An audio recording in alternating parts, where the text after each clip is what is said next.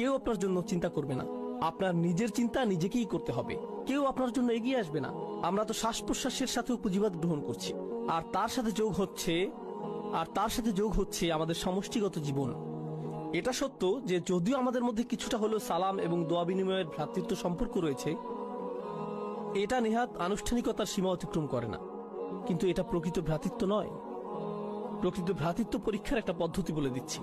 আমি যদি আসলেই সমস্যার মধ্য দিয়ে যাই, তৎক্ষণাৎ এমন কারো কথা কি মনে পড়ে যাকে আমি কল করতে পারি?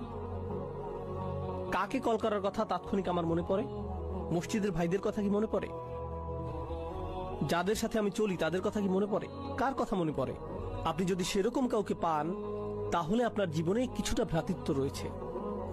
কিন্তু আপনি যদি দুইবার ভাবেন, এই ব্যক্তিকে বললে সে আমার সম্পর্কে কি ভাববে, এই ব্যক্তিকে বললে সে কিভাবে এটা আমার বিরুদ্ধে ব্যবহার করবে, আপনাকে যাচাই বাছাই করতে হয় আপনার সমস্যাটি কোনো ব্যক্তিকে খুলে বলবেন কিনা, কারণ আপনি নিশ্চিত না যে সে এই কথা আরো 20 জনের সাথে বলে বেড়াবে কিনা। তখন আপনি ঈদের দিনে উত্তপ্ত আলোচনার বস্তুতে পরিণত হবেন। জানেন ওই ভাইটি আমাকে কি বলেছে, কি ঘটেছে তার সাথে? ও মাই গড!